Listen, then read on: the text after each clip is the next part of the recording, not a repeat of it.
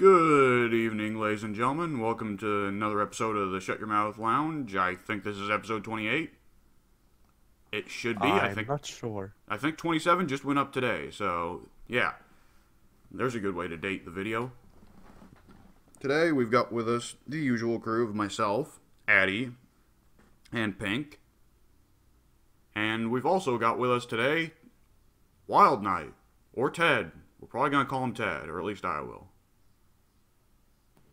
Hello. Yeah. He's there, he's opinionated, he's kind of an asshole. So he's in good company. Yeah. He's also got that Brock Lesnar contract. We can only get him 4 days out of the year. If you were paying me, I'd show up every day. Well, hey, if you got the Brock Lesnar contract, we'll pay you more than you're worth, and you only have to show up for 4 days a year. So, hey. Well, paying me more than I'm worth isn't really saying much. So, like, you got a nickel, you're overpaying me. Shit, you should have told me that first. Alright, so the first topic here is, does anyone remember that fucking experimental game that came out in the early days of the next gen, Evolve? Yeah, I remember a lot of things about that. I think I remember it as well. The hunters versus predator creature that changes as the game goes on thing. Yes. Yeah. Yep. Yeah, it came out as kind of it came out with one of those projects, like, you paid $60 for the game, but then it still played like a free-to-play game anyways, where you had to buy everything. So, apparently it's already shutting... Gee, I wonder why it died. I mean, to be perfectly honest, it's been 4 years since it came out, right? Like, it's hardly the only example. I seem to remember EA has had a pattern of shutting down servers for games after 4 years as well, right? Because I feel like one of the Battlefield games shut down its servers after only a little bit. There comes a point where it's just not cost effective to keep the servers up and running. Is if nobody's playing those games anymore and you're moving on to new stuff, there's no point in keeping that old stuff active. I'm personally not surprised that Evolve is shutting down. I'm kind of surprised it lasted this long, honestly. Indeed. I'm surprised it. That's the mind-blowing part for me, is that it's even still around. 'Cause I don't know about you guys, but I was actually hyped up for it when it was during the build-up, because I thought it sounded like a really neat idea, but evidently it did not work at all. And I feel like there's a good question there of, is it because of the business model? Is it because of how they ran the game with the selling every individual character, even though the game itself was already $60? Or is it simply because that gameplay style they had set up was one that got tired quickly? One that failed to produce much variability? Yes. Because, I definitely noticed with the monster designs that the monster designs did not sound like they were built for different strategies, for much differentiation. The thing is that the game was made by, I want to say, Turtle Rock Studios, who would have been... No idea. I think that Turtle Rock Studios was formed up of a lot of the same dudes that made the original Left 4 Dead for Valve back in the day. That would have been like 10 years ago now, wouldn't it? But the thing about Left 4 Dead is that Left 4 Dead has a system that is deliberately built to randomize events that occur in the game, and also has a system built to adjust the difficulty depending on how well the player is doing, so variance is produced through that. But this system sounds like it wouldn't have a whole lot that would change from game to game. At least not without more players shelling out more money for different monsters and different hunters.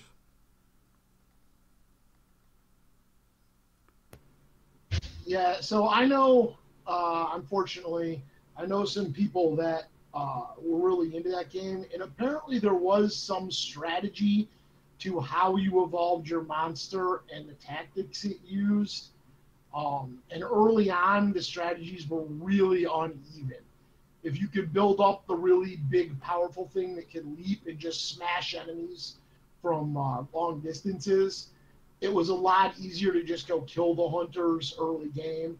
Whereas if you wanted to do something actually, smart and build like a stealth creature, that didn't work as well. So stuff like that, I think, will always hurt. But the biggest thing is, how much lifespan is any game that has no content outside of short player versus player things like that? How long can any of those things last without some kind of ongoing pay model? Yeah, that is also a good question, because that is the absolute kind of game that requires constant support from the developers, and constant support from the developers, the money for that has to come from somewhere. Absolutely. So it kind of creates a situation where no one really wins, because there's not enough content in there in the game to begin with to really hook the players. But at the same time, the developers can't just print the game out of thin air. They need funding. And the balance thing is a very big thing also, of course. If you're going to make a game that entirely revolves around multiplayer, balance is probably the most vital thing to it, to keeping the game healthy. Because if the game's not balanced, then you're going to be seeing the same shit over and over and over. Because, I mean, why take the inferior monster or the inferior hunters when you can just take the ones that are really fucking good and always dominate every game you get into? No doubt. Yeah, that's something coming from my tabletop gaming background. You see over and over again is there's sort of a funnel situation where when a new set of rules comes out, you can have 1,000 different options for players, but within a relatively short period of the release, people are going to be using a very limited subset based on what's really successful, because for the most part, people won't choose to make things harder on themselves. Yeah, the developers really have to keep their ear to the ground, because people are going to automatically cheese the strategies if they can. There's one case that always cracks me up, and I've mentioned this before on the podcast, but Marvel vs. Capcom 2 is known as one of the most broken fighting games on the planet, because there are only 4 characters in the game has a roster of like 56 characters. Only 4 of them are viable. Only Cable, Storm, Sentinel, and Magneto, I think, are viable characters. Everyone else cannot even come close to those 4 characters. And that's one of the most astounding cases of imbalance I've ever heard in a video game.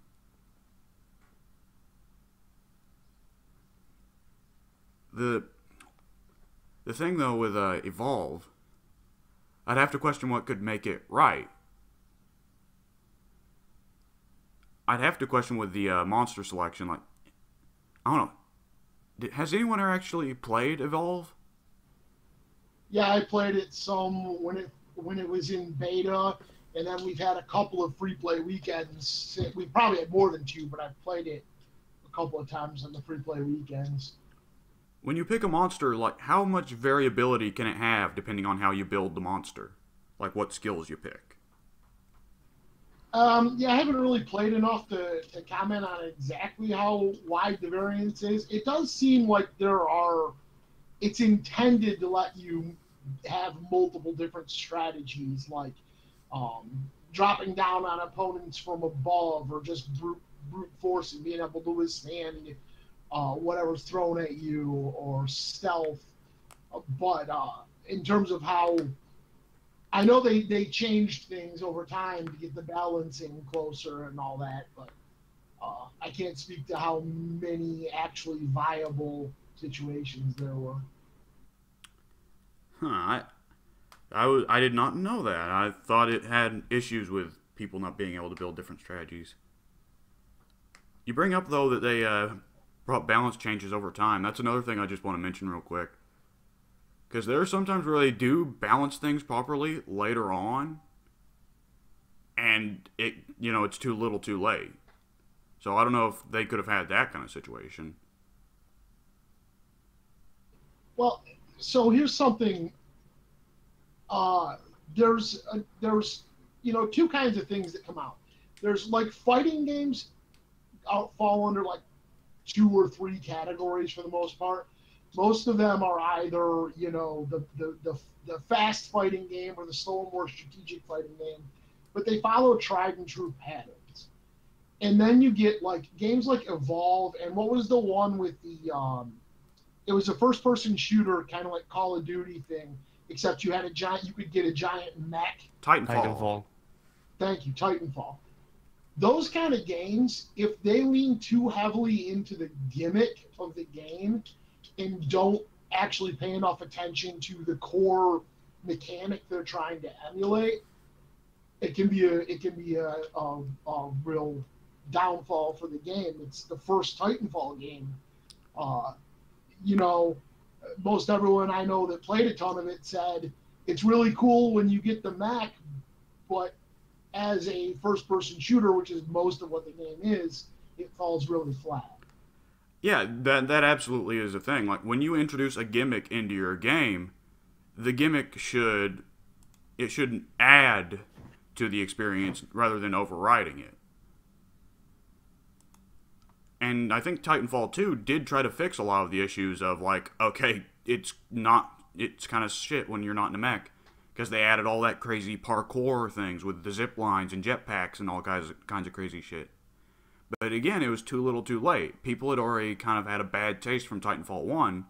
And I heard Titanfall 2 was a wonderful game, but it died right out of the gate because people didn't like Titanfall 1. Yeah, I played both of them, and for my money, and you guys know how crap I am at FPS games, for my money, Titanfall 2 was a much more solid experience. And it had an actual single-player campaign. How about that? Yeah, I never got to play that.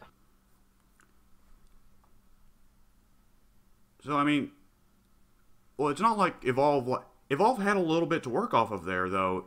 I should note, though, in terms of the gimmick category, because it was from the same guys that had made Left 4 Dead.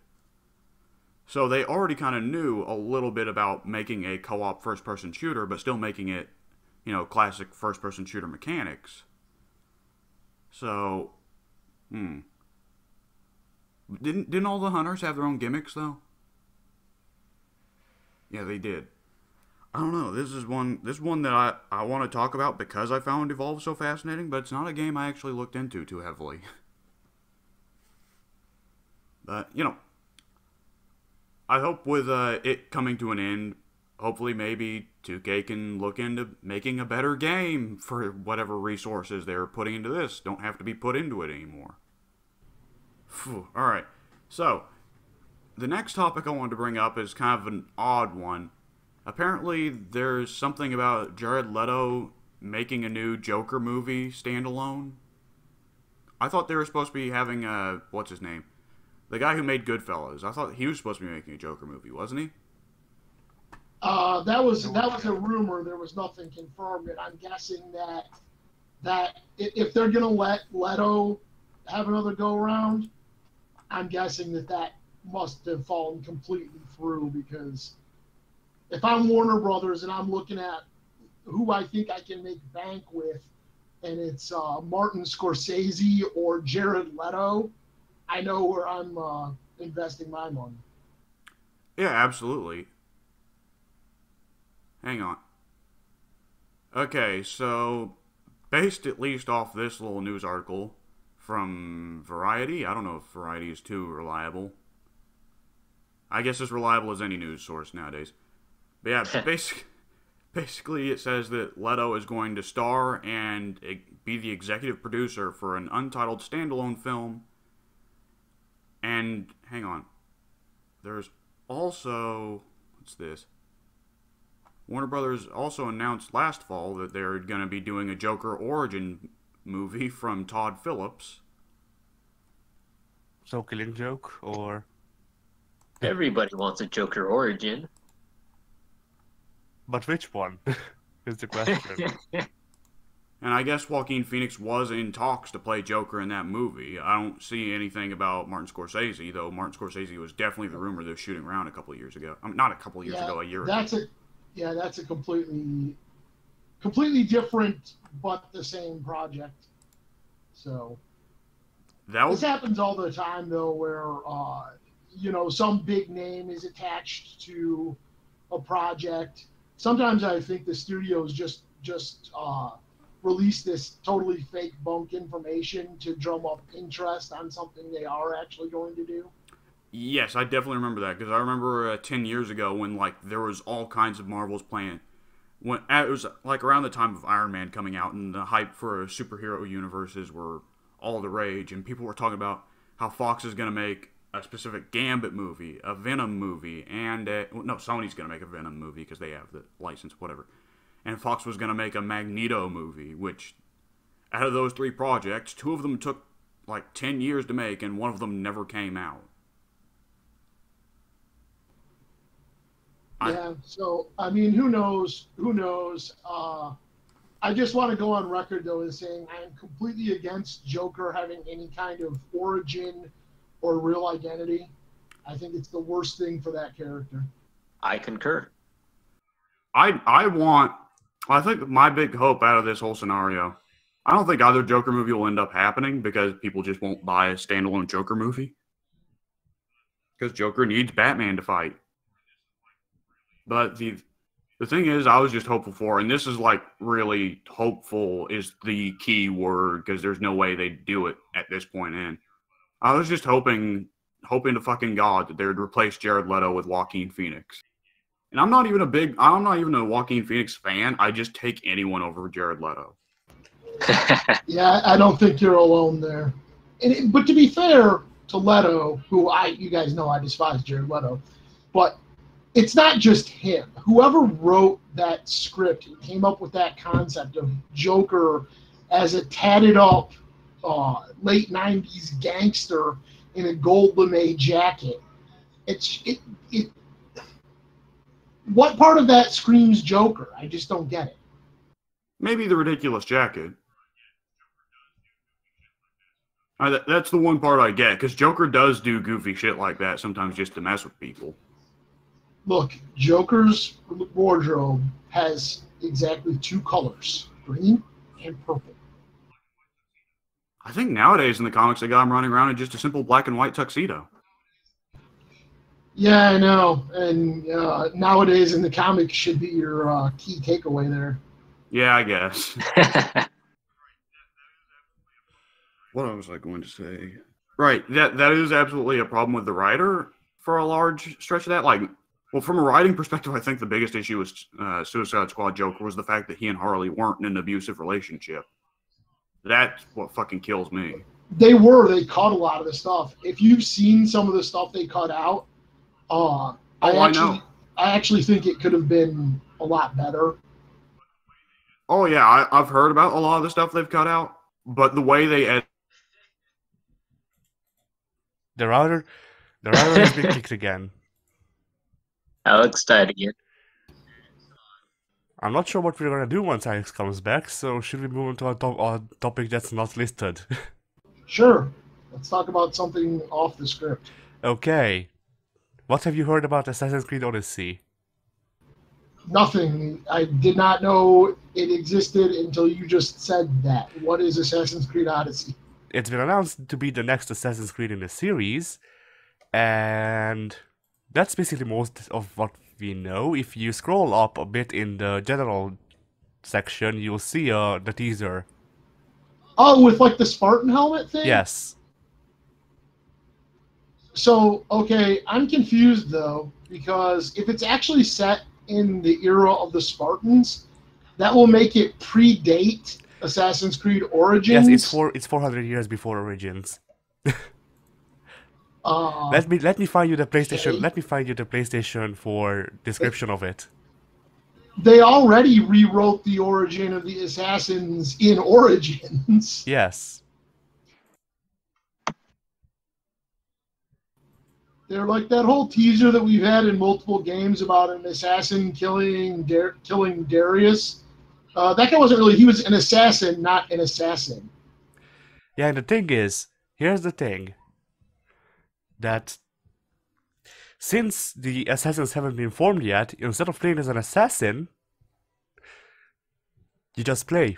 It's just a freaking third-person open world RPG, action RPG. Like here's the description from PlayStation's, I don't know what, the store, I'd assume. Take control of your destiny and write your own epic odyssey as you journey to become a legendary Spartan hero. Live incredible adventures in a world where every choice matters. Rejected by your family, you must embark on an adventure from outcast mercenary to legendary Spartan hero to uncover the truth about your past. Watch the world premiere trailer. That sounds terrible. Honestly, my thing about Assassin's Creed is I've really never cared that much about the story. It's always been the gameplay, and I thought I would hate the new gameplay, but I ended up enjoying Origins. If it plays the same, I'll probably And have here's a fun. teaser image for it on PlayStation as well. General or recordings, you guys? Stick to one. I guess we'll use recordings now. But yeah, there's the teaser image for it. So, according to a leak, so this is not confirmed, but according to a leak, instead of having a hidden blade, because, well, I'm not sure if freaking Darius has killed Xerxes with the first one yet, by that time. It's around the same time. Yes, so instead of hidden blade, you will have your father's, like, spearhead. And your father will be like Leonidas the First or something like that. Okay, well, maybe I won't be so into it. The Hidden Blade is a big part of what I enjoy about Assassin's Creed, is, the whole assassination aspect. Yeah, and apparently, according to other rumors, is that the naval gameplay will be more along the lines of Assassin's Creed 4, which you will enjoy, but I won't. AC4 is best AC. I disagree, but just because I hate sailing so much. Yeah, but I mean, you're wrong. It's okay to be wrong, but you're wrong. No, the sailing was actually, I actually agree that the sailing part got rather tedious, but in terms of actually having a story and a protagonist that I didn't hate, Yeah, I also, thought like, Ford did the best job. I agree with you that it has the best character and story. I just disagree with everything else that's freaking. I just disagree with anybody saying that the gameplay was the best and things like that. Like, the story was the best. The freaking protagonist was probably the best, objectively. The gameplay was, half of it was AC3, and another half of it was just tedious tailing on a ship. So the gameplay ruined the story for me with that. Oh, jeez. Okay, so the dog wasn't drop kicking the router. Someone was sleeping on it. Hopefully that'll be the last time we have to deal with that. Right. A person was sleeping on your router? Yeah. It is the strangest problem I've ever heard regarding a router. You know, just your run-of-the-mill hobo sleeping on a random router.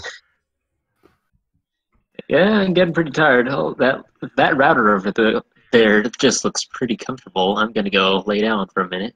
But yeah, I'm gonna have to edit that whole stretch of like fucking 7 minutes out. I recorded stuff, so I'm gonna have to send it your way. We started talking about Assassin's Creed Odyssey because new stuff came out.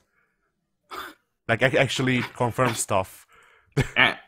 And he's like, Alex is gone. Quick, talk about Assassin's Creed. It was the one topic that we hadn't written down, and I was like, I guess we'll use this if we have problems. Yeah, Don't Alex. worry, don't not worry, I went ahead Alex, and told Andy Andy. he was wrong about stuff. We already talked about Odyssey a good chunk on last podcast. Yeah, there's just like two tidbits of new information, and that's about it. Like, I won't read it out again, so let me find you the description. And then if you go into the recordings tab, you will also see the teaser image for it. Yeah, so in this one, instead of your family getting murdered, your family hates you. Oh, so it's Greece. Yes. Yep. If the game doesn't end with you donkey punching Zeus, I'll be so disappointed. The game ends with like a slow creep up shot of Kratos appearing. I was just gonna say, I want the game to end with me getting to assassinate that idiot from God of War. You probably need a pretty big knife. You don't even have a knife in this game. Shit. Rumors say that instead of a hidden blade, you will have your father's like spearhead. Well, you're gonna use it in the same capacity you use a hidden blade. It's a video game. I can do whatever I want. I don't know. There's still a power scale. Then again, I guess it's like comic books. Hey, the writer can do whatever he wants. The protagonist is exactly as powerful as he needs to be. Yep. Shit. Have you ever considered how much more stealthy you are in gameplay for Assassin's Creed than for cutscenes?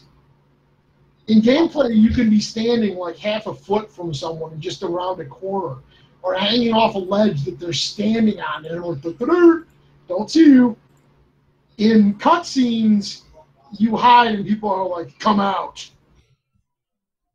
Oh yeah, definitely. Like that's another thing. Like where it's really infamous where you fight a boss that in the cutscene totally kicks your ass, even though in gameplay you were already at the point where you could beat him. If you're good enough, I mean. I hate when they do that. I hate when you have a boss fight and you're winning, and then it's a cutaway to a cutscene where you just get your ass kicked for no reason. Oh yeah, totally. I can one up this. I'm not sure how. I'm not sure how much of SVR08's season mode you've played, but in it there's a story where even if you win the matches, you lose the story, and it's like, I think it's like Carlitos challenges you to a match, so one of you can star in a movie, and if you beat him, he gets to star in the movie. If you lose, he gets to star in the movie.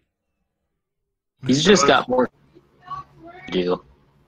Wait. Yeah, those what do they call those? Road WrestleMania mode or whatever. Those got really railroady for a while. There was the one which I actually liked the stories, but most of the matches were you would fight part of the match and then it would clip to a cutscene. So you weren't really able to, winning, losing it was like real wrestling. Winning and losing didn't actually matter. Yeah, I'm pretty sure it was 12, the final Road to WrestleManias in that series, where you basically start at the beginning of the match, and then halfway through you just press a button to watch a cutscene, and then you move on. Yeah, I think that's the one I'm talking about. I'm talking about the one where there was 3 parts. It was like Sheamus, Triple H, and your creator wrestling. Yes, that was 12. Yeah, that game was like I loved that story, and I wanted to really want to replay that mode and everything, but it had 0 replay value because there was no variance or anything. Oh yeah, the gameplay was trash. I was happy though because I got a Hunter versus Miz feud in that game, which is something that would never happen in real life. Miz never got to feud with Triple H? I don't think he did. He did not to my knowledge. I guess for the most part, they've both been heels. Shakti never, when they did the dumb DX, the god-awful DX reunion, the merchandising tour, that he never at least locked up with Miz a few times, because I think Miz would have been a pretty near top heel at that time. That would have been they would have started around the same time. Miz would have been in a tag team with somebody. Would he have been in a tag team with John Morrison back then? I think that was a little bit before their DX reunion, and I think they were on ECW at the time. I think they might have used DX when Miz was teaming with Big Show briefly, but I can't be certain. I forgot Miz and Big Show were ever a tag team.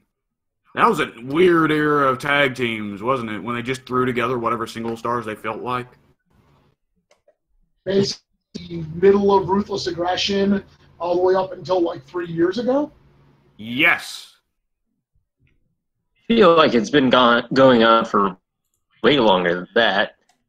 Yeah, there were some tag teams during the Attitude Era that were fucking weird. Like, how about Stone Cold and Dude Love, or Stone Cold and Shawn Michaels? There have always been this concept of the big celebrity tag team, but typically, though, the division wasn't made up of those guys, and they weren't allowed usually to dominate the division. Like, when Hogan and Savage formed the Mega Powers, they didn't turn around and, like, take over the tag team division. They had a few notable feuds with guys who were in tag teams, but the tag team division was still strong. That weird thing that... What? I was saying I understood.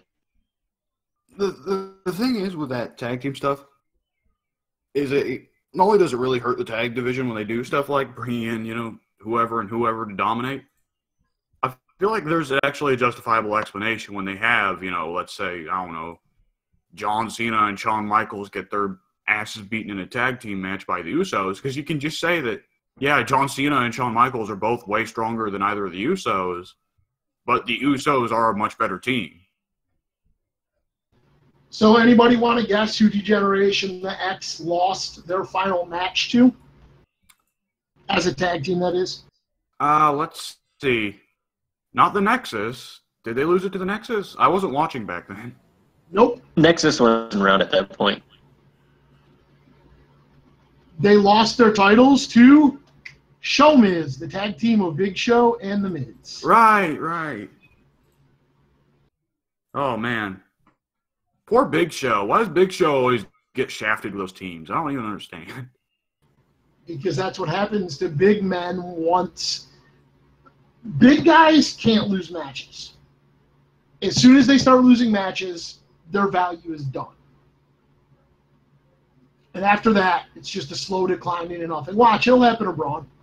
Sooner or later, Braun will have to job. I'm surprised it hasn't already. Well, they started. They kind of looked like they were going to screw him up real bad. He started to falter for a while, and then all of a sudden they were like, "Nope, program with Lesnar." Is he actually winning or losing in the program with Lesnar? He hasn't beaten Lesnar yet. Oh, boy. But it's okay for him to lose to Lesnar. Lesnar is a monster killer. You know, that's his reputation going back to 2002. So it doesn't matter if he loses to Lesnar. It matters when he loses to someone like AJ Styles, who AJ Styles objectively clearly is a superior wrestler. But when a guy with the size and power of Braun Strowman loses to someone like AJ Styles, they lose their mystique.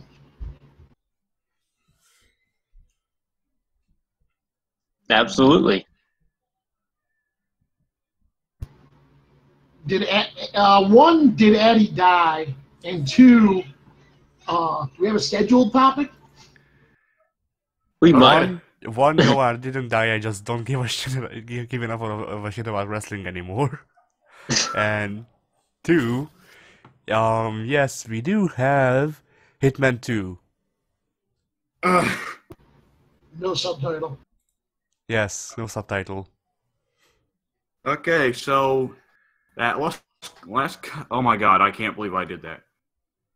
Okay, I'm gonna have to fix some settings. So it turns out I had thought I had a key set to mute myself. I didn't. I had a key set to mute you guys. And not only that, I did not turn it off for the last 10 or so minutes.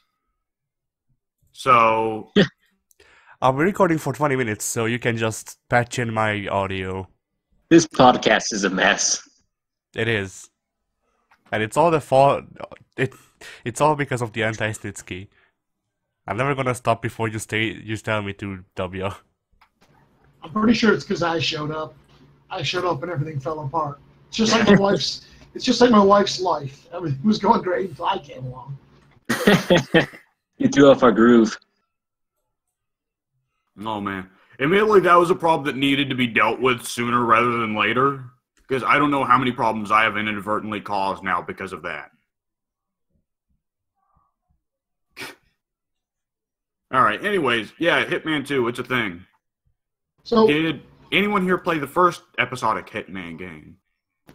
I did. I actually bought it, and I was so bad at it that GameStop has this return it within 2 days policy if you buy used, and I returned it in less than 2 days. I think it's an amazing game. Like, it looks like incredible amount of fun, but I don't have the patience or the mind to play it. But presumably 2 will be building on all the things that, or they'll just nuke it and like change the mechanics and make it garbage. You know, there's only 2 ways to go. Well, the title of Hitman Yeah. 2 makes me think it'll try and keep with the same program, but the thing is, the Hitman series in the past has had a lot of issues with, like, having a really good stealth game come out, and then they don't like the sales numbers, so the next one is really action-heavy and pretty much a third-person shooter, and everyone hates it. And then they go back to being stealth, and then they go back to being a shooter, because they can't. A business always wants more money, but you can never be sure what's going to work. Yeah, I played a bit of it. I owned the second episode because they gave it away for free. And I also have the prologue because that's just free now. And yeah, this is my second Hitman game, the first episodic Hitman. And I don't think Hitman is for me. Oh, what was I the think the first? problem is with me. What was the first Hitman game you played? Absolution. Absolution. Wasn't that supposed to be one of the bad ones? No idea. Because I think the first 2 and Blood Money are the ones that everybody loves, and I think Absolution was the really shitty, action-heavy one. I don't know. Absolution is not well loved. Yeah, I think Absolution was a product of that kind of generation of corridor shooters, where you walked in a straight line, got to a cutscene, walked in a straight line. Which, yeah, the icon of that generation would probably be Final Fantasy 13 if anyone's played that piece of crap. But I definitely remember Absolution being the shitty one that nobody liked. Blood Money was supposed to be the greatest. I think some people still hold it up as the greatest. The episodic game, like, is supposed to have great gameplay, but people don't want to appreciate it because it's a game built on DLC. So it doesn't matter how good your game is. If it's built on DLC, critics and, that kind of people aren't going to recognize it regardless. It's not really DLC, is it? I mean, I thought the idea was you paid for the whole game and then you just got it in bits and pieces. Was that how they... Right, they do... I know for sure that they're definitely, like, selling the whole damn thing for, like, 60... Well, it's probably now, like, $30, but they were definitely selling the whole thing for $60 at some point. Yeah, it's just that they also released in kind of a... where you could get the prologue and then buy individual parts of the game at one point. But yes, I also downloaded the prologue and played the prologue, and it was good. I had fun. I'm curious. I want to get the full game, which, money's tight, so I probably won't for another year or so, but I want to get the full game because at one point there's a mission where you assassinate Gary Busey.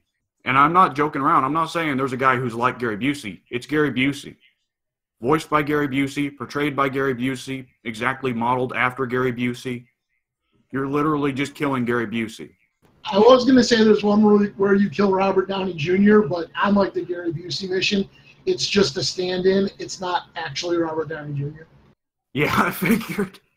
Gary Busey's a little bit more entertaining. I mean that in a stupid way. Obviously, Robert Downey Jr. is a better actor, but Gary Busey... Right, yeah. Gary Busey, definitely well worth paying attention to for a few minutes as long as he's not too close to you personally. Oh, yeah. I've heard he is just as crazy in real life. I've heard stories about him, like, getting on airplanes and going off on wild, rambling stories about Texas to people. And, like, that sounds really entertaining. I'd love to meet Gary Busey one day. But not for, like, 2 or 3 hours in an airplane, because that shit would get annoying quick. So, yeah, I'm interested to see what Hitman 2 pulls off. Apparently, it's not going to be episodic like the first game was, though. Or like the previous game, what? Shit, this reboot stuff always gets titles mixed up. I'll watch Outside Xbox play it. That's about the extent of my... Yeah, I'm with Wild on this one. Xbox, if for some odd reason you're listening, sponsor us. It'd be great. Hey. Yes, absolutely. I'm not sure. Even though one of the people on this podcast is much more of a PlayStation person. Shut up, Alex. I will never deny my values unless it gets me more money. So, what was I in the middle of saying? Yeah, I'll probably pick it up in 2 or 3 years once it cuts down in price to a ridiculous amount. Or once they start giving it away for free on PlayStation Plus, either or, you know. You'll pick it up once they add Cody. Yeah. So, I mean, that's just kind of the short topic list we've gone over, and we're sitting comfortably at 50 minutes. I've done a fair bit with my week, so I could probably go on for a little bit about that topic. I don't imagine Pink's done a whole lot since in the past week. Probably not. Just a lot of moving. A lot of moving. Moving is a pain in the ass. You know what the best part about Puff moving is? He's too far away to ask me to help. Hey, look. Yeah, man, could you come over and help me move? To Hungary? Yeah, sure. To fly to Hungary. Okay, first of all, I'm not allowed to travel internationally. That's a joke. Second of all... They don't let me travel internationally after the incident. Yeah, I wish I had people helping me move from Indiana to here. Because we had a lot of big furniture that we did not need, but weighed a fucking ton. Yeah, that's always fun. Yeah, next time we move, we're hiring goons. Yeah. I won't be moving for the foreseeable future, but I will have to move my shit to the freaking other room because renovations. Eddie, we know that when you move, it's in a caravan of brightly painted wagons. So don't try to fool us. With several fortune tellers.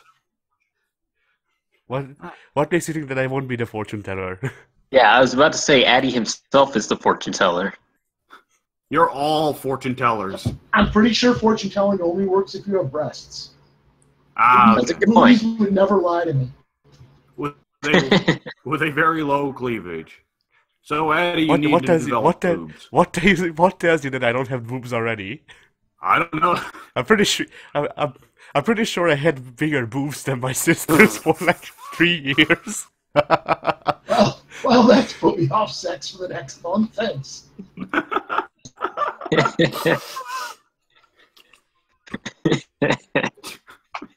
Good work, Addy.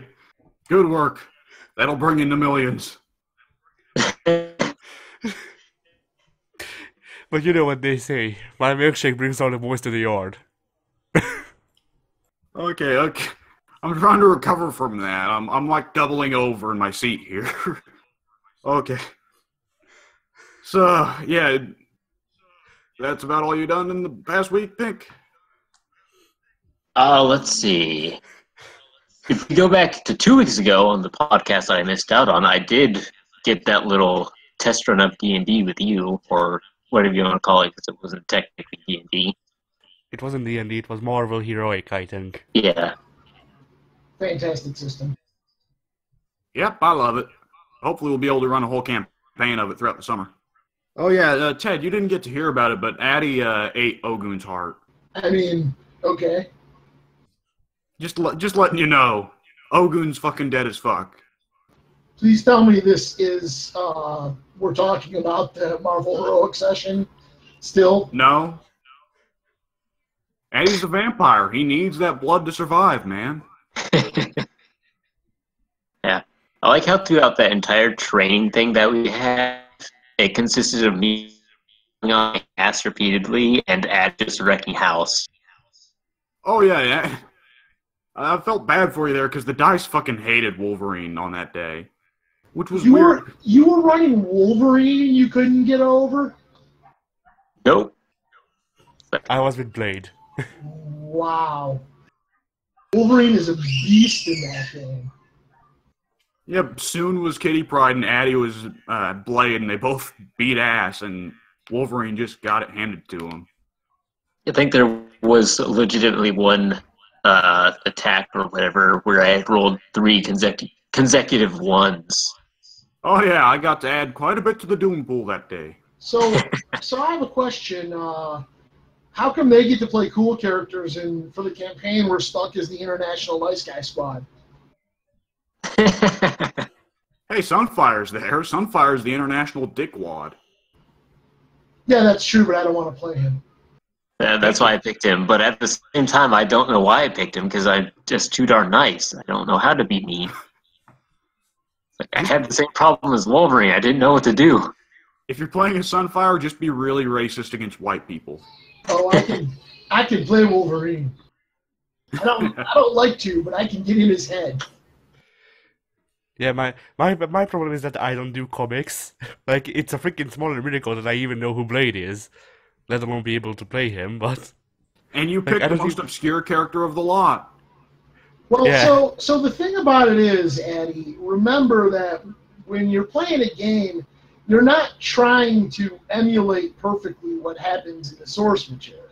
You're doing your own thing. So you just kind of need a basic idea. I mean, you're expected to expand the character or move the character in your own way as well. So did I just move Blade into freaking eating people's hearts? Yeah, You know he's a what? psychopath now with no remorse. I don't know if I'd say now. I mean, some portrayals of Blade have put him pretty much there anyway. Oh yeah. See if Puff doesn't want to play Sunfire as a jerk, he can have him, learn to love people. Or at least learn to tolerate white people. Yeah, you can even write your little XP things in a way that lets you evolve the character towards what you're more comfortable with. Ah, nifty. That's one of the brilliant things about that system is the XP, where you have 2 different XP tracks and you can change them out between stories and all that stuff. I wish there was some way to emulate that in a system that was more solid in other ways that Marvel Heroic is not. Because honestly, the problem with Marvel Heroic is you can gain XP, but if you spend it on your character gets ridiculously powerful very, very fast, and it isn't even really fun anymore. Yes, that was one of the big problems that developed with Guardians of the Galaxy, because soon made Star-Lord into an unstoppable killing machine. Yeah. So if a character can roll 2 d12s in combat pools, chances are they're going to wreck a combat in a couple of rounds. Unless you're fighting Thanos. Right, but I don't know how many times I'm going to want to fight Thanos and Galactus. Well, that's the good old thing of playing GM is you get to punish jackass players. Oh, you're getting 3 d12s in your power pool? All right, Galactus descends from the sky. Well, the trick as the GM is to offer very enticing ways to spend XP that don't involve improving your character. Yeah, I'm still trying to figure that out, which is partly why this campaign will not have anyone recycling their characters, other than a few occasions. Because Captain America's probably going to be played again on the Avengers team. Well, I would strongly recommend looking at, there's a website called Plot Points, I think, and they have like stuff you can buy based on the teams to which you belong and stuff, like benefits that you can purchase. They're really nice. And honestly, if it was me, I would be comfortable saying the characters are static, XP is for other things. Ooh, that could be an interesting possibility. I hadn't considered that. One good way to go for your game is allow people to buy characters with XP. Ooh, like better characters? Or just alternatives? Just characters that they're allowed to use, expand their personal library, both in the sense that they would be able to use them and that it lacks that they're the only player playing them, so they're not in the rotation. Okay.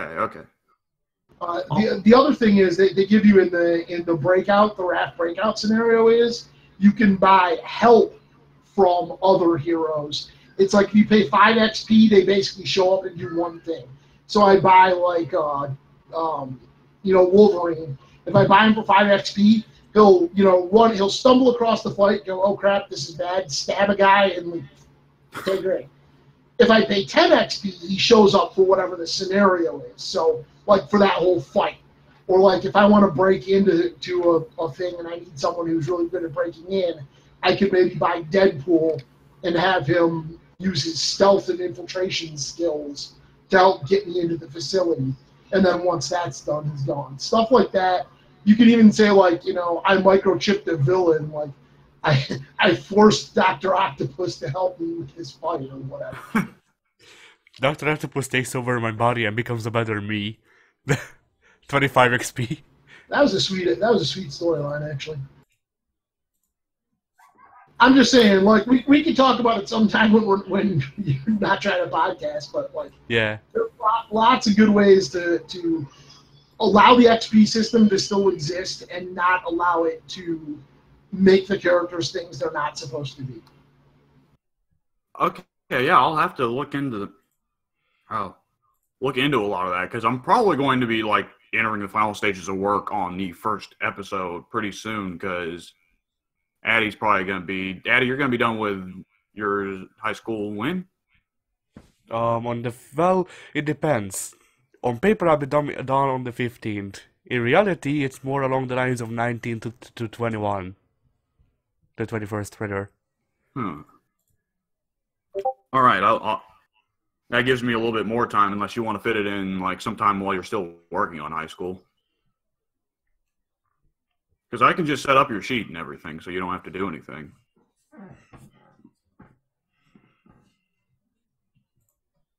Yeah, we'll just talk about that on the forum later. Yeah. All right, so Addie, what have you done in the last week? Jack shit. Okay. I played a shit ton of Smite. I know that. And that's really basically all I've had time for, I think. Like, I played a bit more of The Force Unleashed. Oh, yeah, that old game. Yeah. How does it hold up? It's pretty alright. I like the physics. Right. That would have been one of the big examples of physics engines in gaming back in the day, wouldn't it? Yeah. It's crazy to think I also put in a code that unlocked all the costumes, so I'm just running around in a Jedi costume because it has a hood. Right. They had all those crazy costumes back in the day. Wasn't there like costumes where you could just play as like Obi-Wan Kenobi or something if you wanted to? Yes. If I really wanted to, I could play the whole game as Palpatine. Cool. They need to go further with that kind of goofy shit. Like, they should make it where you can play through the entire game as a Jawa. I think that's an option. Oh my god. Like, I think, yeah. I need to go download the game and play through it as a Jawa. It's in Game Pass, and if you look up codes on the internet, you'll just find the codes to unlock all of the costumes. And I think you can play as like even like the trash robots that you kill. Like, not the droids, just the robot butlers or whatever. What game is this? The Force Unleashed. Did you not play Force Unleashed back in the day, Ted? No, not back in the day. I have played both 1 and 2 briefly, but they're not my thing. Oh yeah, totally understandable. I mean, they fly very directly in the face of Star Wars canon at several points. Which is probably why I like it, because sci-fi and Star Wars movies are just not my thing. I like the universe. But yeah. You like playing as the Edgelord Starkiller? So, have you ever watched that video on YouTube explaining the whole the Starkiller thing and how ridiculous those games are? And I'm not talking about from a canon perspective. I'm talking about from a power perspective. The amount of force that he would have to be able to exert to move a Star Destroyer, there's no reason you would ever pick up a lightsaber if you had that kind of power. I forgot he did that. Yeah, I'm moving like whole parts of ships, and that seems a bit too much to me. Like, you know, picking people up and choking them out and throwing them around and stuff. So here's the thing. If he was 3,000, if he is 3,000 times more powerful than the average Jedi should be able to cut down large swaths of people just by exerting force outward from themselves. Like no living thing in most structures could not exert the amount of force that they would be able to exert outward. My thing is, I always remember the Battlefront games where if you're playing a Jedi, like some of the Jedi had the ability to throw their lightsabers and then call them back using the Force. Like, Thor with Mjolnir. And I always thought, why not just throw the lightsaber and use the Force to just swing it around all over the place, chopping people up? Because precise control is a lot harder than pushing and pulling. That is true. But there's still some people with that degree of precise control, aren't there? I was about to say force choke seems like it would require precise control, but I guess if you just focus all on the neck. What was I going to say? All right, yeah. I have more issue. I think it's more goofy, the idea that Darth Vader tried to take up another apprentice in between episodes 3 and 4. And like, it's especially weird if you try to look at it with the grand canon, including like Clone Wars, because that would mean that Anakin had 2 apprentices, even though the first one went pretty poorly for him. I mean, I'm not opposed to. I'm okay with it because it does seem to be the pattern with the Sith. The rule of 2 is more like the mild suggestion of 2, because clearly from episode 1. Palpatine knew he was going to take Anakin as an apprentice from the beginning, but he went ahead and got Dooku and trained him. And if you get into the deep lore nerd stuff, you find out that he was recruiting Dooku before Maul died. So it seems to be a Sith thing where you just like jump the gun on getting an apprentice before you actually are ready to have one. Right, and Dooku had Grievous, right? Grievous was not a Sith. He didn't have any force powers. I know, but he was like kind of the equivalent for Dooku. But what was I going to say? Right, I don't know. I just don't. Maybe it's just me, but I never saw Vader as being. Was Vader like? Oh man, I haven't watched the movies in forever. Was Vader like really opposed to Palpatine before Palpatine tried to kill Luke? Well, I mean, if you get into, I don't think they ever really gave a lot of. He does tell, actually, Luke in Empire Strikes Back, he tells him that basically he wants Luke to become his apprentice so he can betray Palpatine and they can rule the galaxy together. Okay. So Starkiller actually does fit in with that. Okay, I just wasn't sure. Which, I'm now like looking back, like especially because the guy who did Starkiller, like he's a huge Star Wars nerd. So they've got him playing Darth Maul nowadays, which is weird, or voicing Darth Maul. And looking back, it's weird that a lot of that nowadays they try to do, like with the cartoons, having a lot of those old prequel trilogy characters still survive to the original trilogy, having Darth Maul and Asuka both still be alive around then. Which Asuka is still alive, right? No. Well, I'm not exactly sure. Apparently she is. Apparently, canonically, Ahsoka somehow lived. But the way they did it does anyone care if I do spoilers here? No. So the way they did it in the finale of the Rebels is she did die. Vader killed her. But dumb kid Ezra, he finds a way to open portals to the past, and he yanks her out literally right before she died.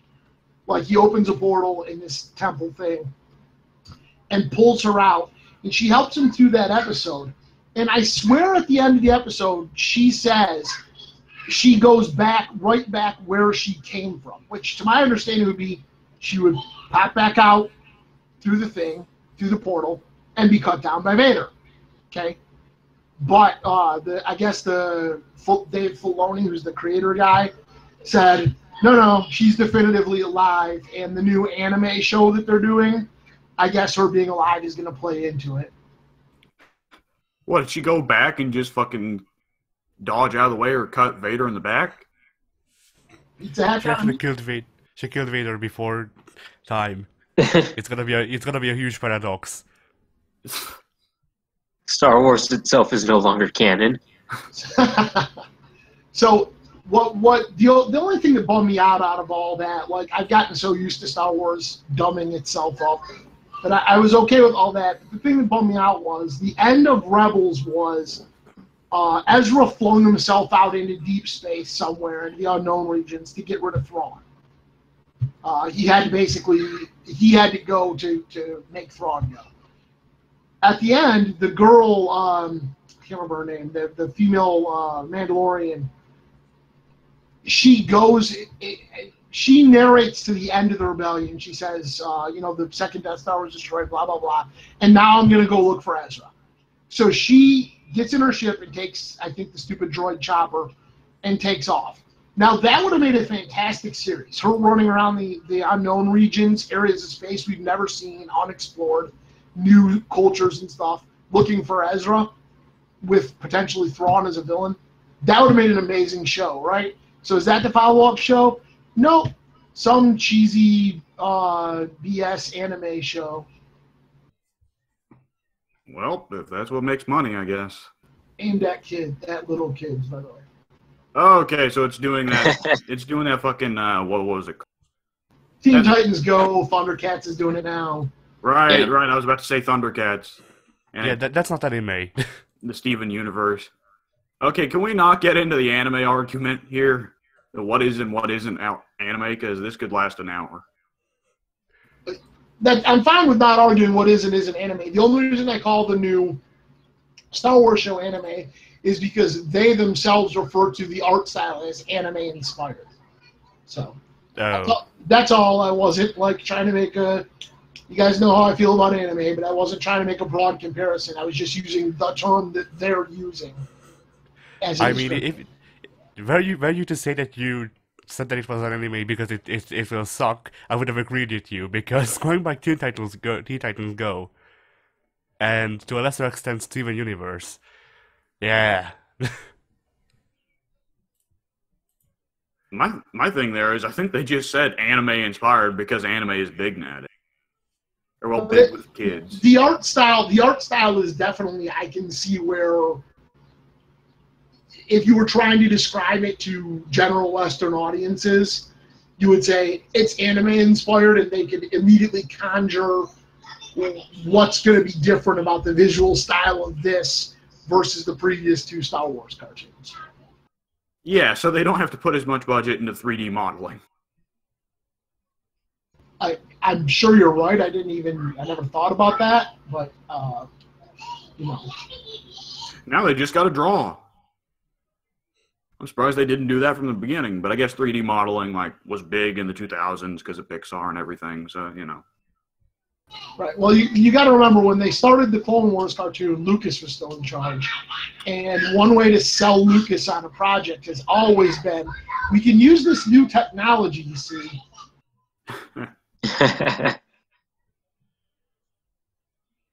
Oh, man. Star Wars is weird. I'm still reeling from the fact that you said time travel. I was like, fucking time travel in Star Wars? Seriously? Yeah, basically once The Force Awakens came out and the powers of Jedis were dramatic.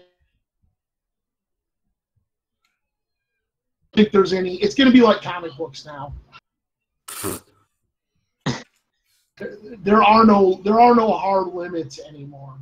I'm fairly certain. So. Yeah. Yeah, well, it was only a matter of time. Disney owns Marvel now, and Disney also owns Star Wars, so it's like they're combining the two now. Where's my Darth Vader Doctor Doom grudge match? When our Vader I'm reasonably certain. Go ahead. I'm reasonably certain Doctor Doom would destroy Vader, by any objective measure. I think they've already fought, actually. They actually fought in a comic once. I mean, Batman fought a Predator, so why not? Batman vs. Predator was awesome. Shut up. But yeah, so when's Kylo Ren coming to have with Thanos? There was Batman vs. Predator, and there was Superman vs. Alien. I forgot about that one.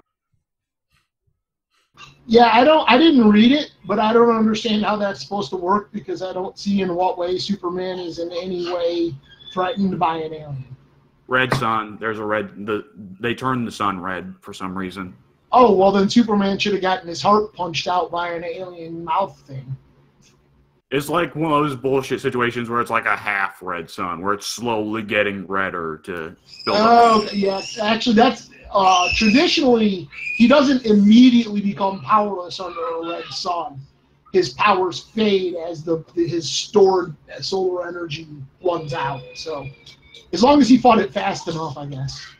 Yeah. And I mean, there's always the thing with Superman stories where it isn't so much about, oh, can these guys beat Superman? The question is, can Superman stop these guys from killing the civilians?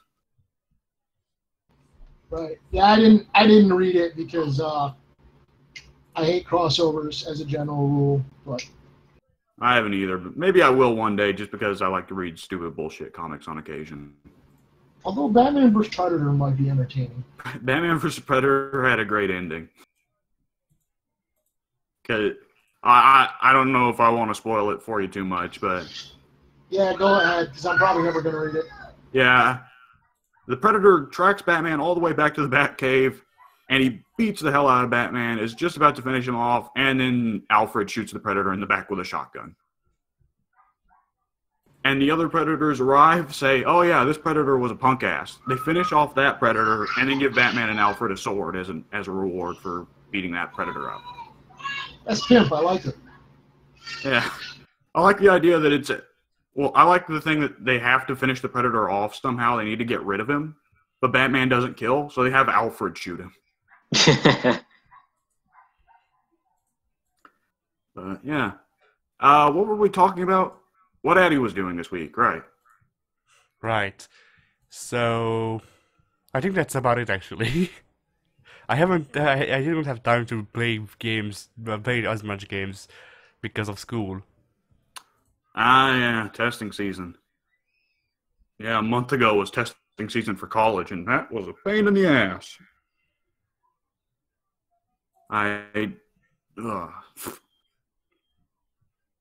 Making me anxious already, like, oh god, I'm gonna have to go back to college in a couple months. Oh, Jesus. I'm gonna have to do math. That's never fun. Yeah. With a calculator. Yeah, that'll probably be easier. But if that's what you've been doing this past week, Addy, we'll just go ahead and shoot on over to Ted, because Ted, this is usually the topic we end every podcast on. What have you done that was interesting in the last week or so? Any movies you watched, any video games you played, so on and so forth. My wife and I went and saw, dang it. You know what, it was so unexciting I can't even remember.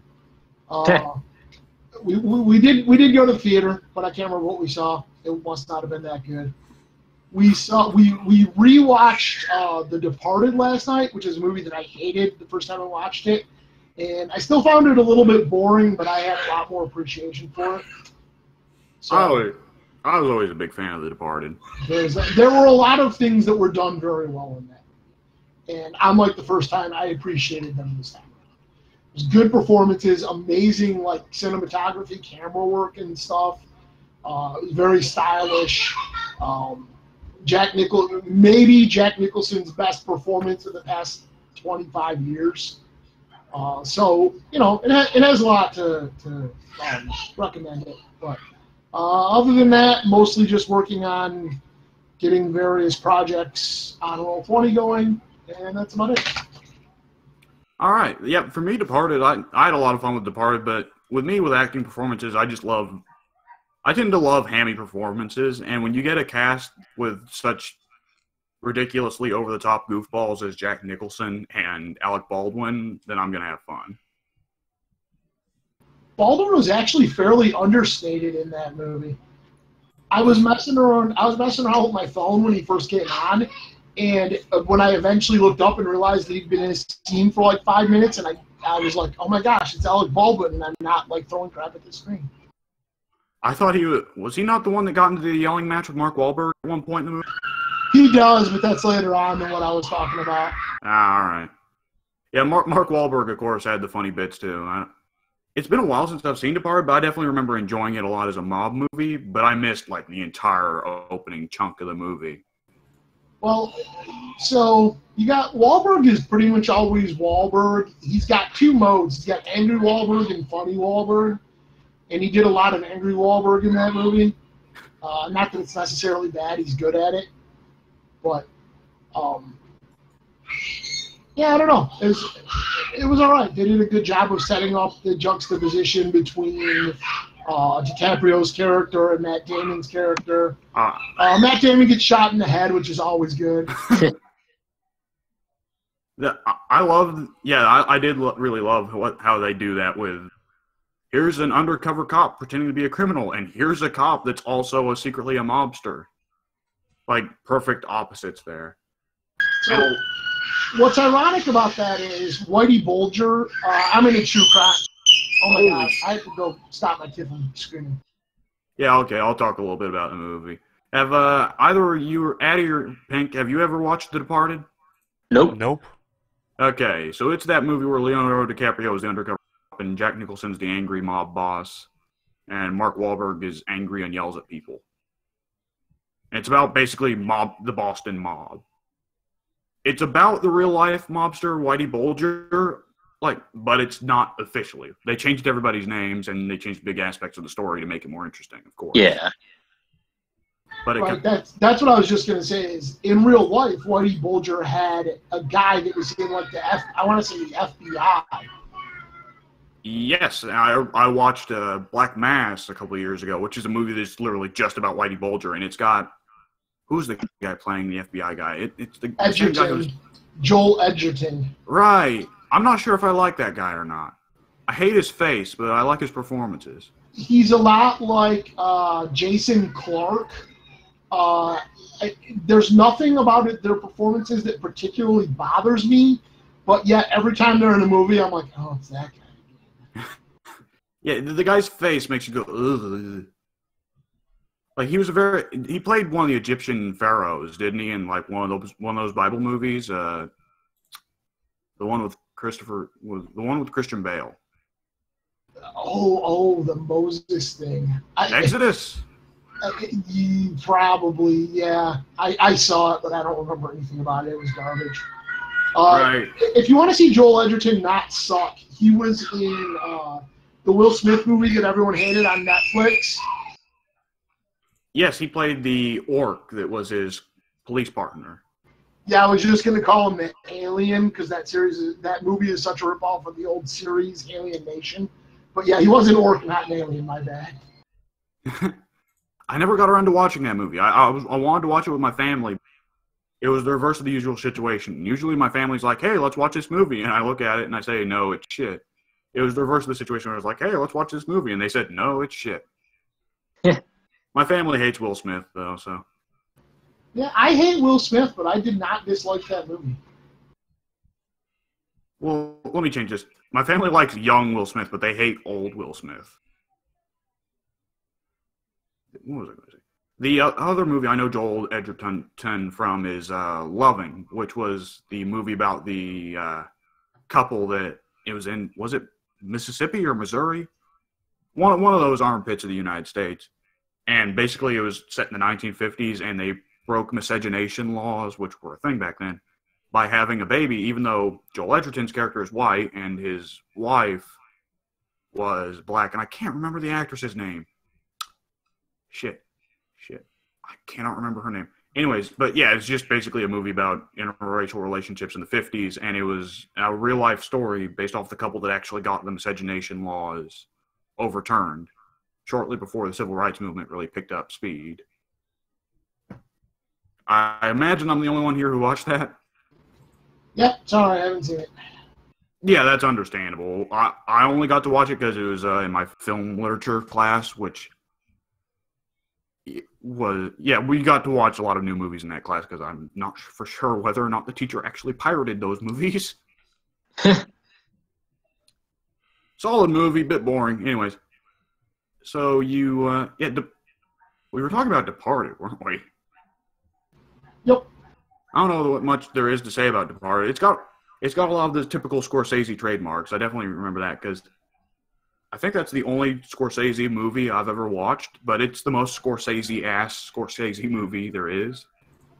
Now, if you want to see the most Scorsese movie, you have to watch Goodfellas. And the fact that you haven't seen Goodfellas makes you a bad human being. One day I had the opportunity of either watching Goodfellas or Casino, and I remember I remember Mike saying that he prefers Casino to Goodfellas. So I was like, all right, I'll start this. Unfortunately, I had gotten about 3 hours of sleep that past night. Casino is a very slow movie, a very narration-heavy movie. So I started it. About 15 minutes in, I fell asleep. Yeah, in fairness, the same thing would have happened if you watched Goodfellas. It's also heavy on narration, kind of slow-moving, especially at the start. It's not to say it's a bad movie. It's just that I watched it at a bad time. But yeah, Departed in contrast is fairly fast-moving, at least for a Scorsese movie. But boy, is it sure about mobsters and a lot of cursing. Did Departed actually hold instances of the word fuck in one movie at one point? I have no idea. I was a little bit surprised. I was more surprised at some of the slurs that they were slinging around real casually, given how recent that movie came out. It's the Boston mob. They don't. I'm talking about the Boston Cops, but that's okay. Actually, a big point of that movie was how racist and homophobic the Boston PD is. But I love the scene where he tells the what's his name? He was in a lot of stuff for a while. He's a black actor. Anyway, Anthony something. Yes, Anthony Michaels? No. No, I don't remember. Anyway, keep going. He tells that guy's character, he's like, well, it's Boston and you're black, so you're already screwed. Yeah, Boston doesn't strike me as a very accepting place for how far north it is. I don't know. I've never been there, so, I only get the movie portrayals, and movies unsurprisingly portray the Bostonites as assholes. Boston is pretty metropolitan in the sense that they have, kind of everything there, but there are some very there's a lot of racial neighborhoods in Boston, and if you're from a neighborhood that's typically Irish or Italian or whatever, you probably don't have a lot of it's pretty tight knit, let's just put it that way. Yeah, I know that. I definitely know. I'm aware that the Irish mob locations in America have had issues in the past of trying to keep out minorities. I don't know. Boston nowadays, of course, is very different from Boston during the Whitey Bulger days, so Yeah. Which is odd. You'd think the Irish would have a little bit more, after what the Irish went through, you'd think they'd have a little bit more concern for other races. But there's two schools of thought. Either they gain sympathy from being beat up on, or they just pass the buck. Because, a lot of them do pass the buck. Yep, that's true. You see that with individuals, too. A lot of people use their victimhood as an excuse to victimize others. So. Yep.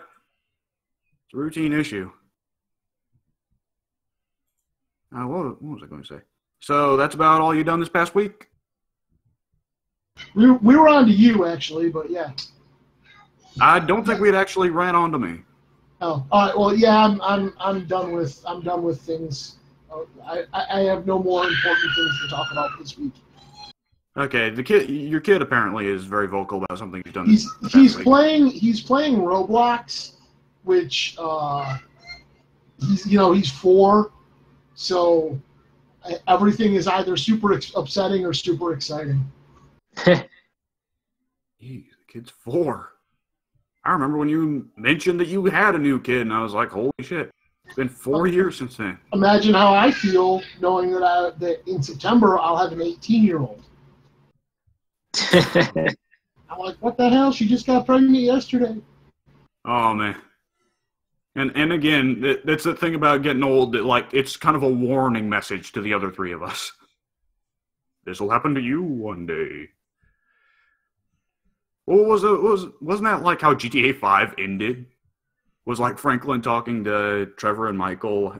You guys make me fucking scared of my 40s, and Michael says you should be. No idea.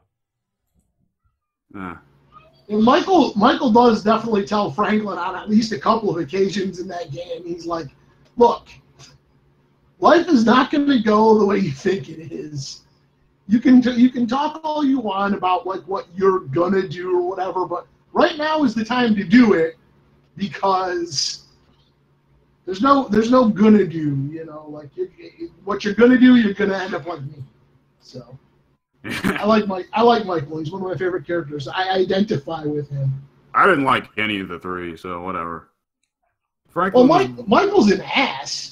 Oh, yeah, absolutely. I'm not saying he's a good guy. I'm just saying I can identify with a lot of his. I definitely identify more with him than with Trevor. And when people tell me they identify with Trevor, I get a little concerned. Oh, yeah. And, why should you be identifying with Trevor? And I don't identify much with Franklin either because I have a lot of trouble with his whole attitude that, like, he recognizes how screwed up everything is around him, but he refuses to disassociate himself. Yeah, if people identify with Trevor, we don't want to see their plush animal collection. You? Wow, they all have penis-sized holes in the middle. That's weird. How would you know the size of a penis-sized hole? Whatever. Anyway, yeah, my issue with Michael wasn't that he was an asshole, because I like asshole characters. My issue with Michael is I thought he whined a lot. And Michael and Franklin both whined a lot. Oh, yeah, totally. Even Trevor whines a lot. Yeah, Michael, all three of them are all about, it's not my fault. You know, like, everything is put upon them, and they act like they don't have any agency. And, again, that's a trait that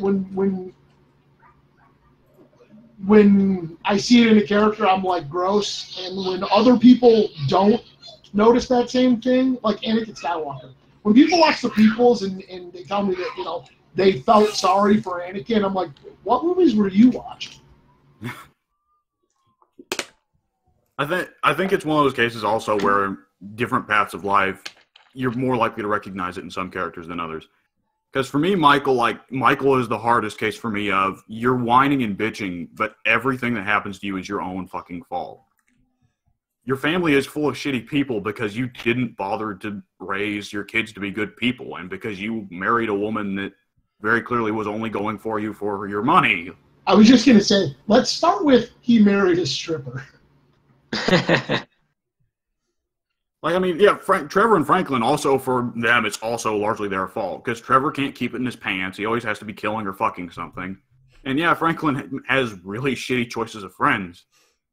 But, I mean, for different people, I think different cases strike you more.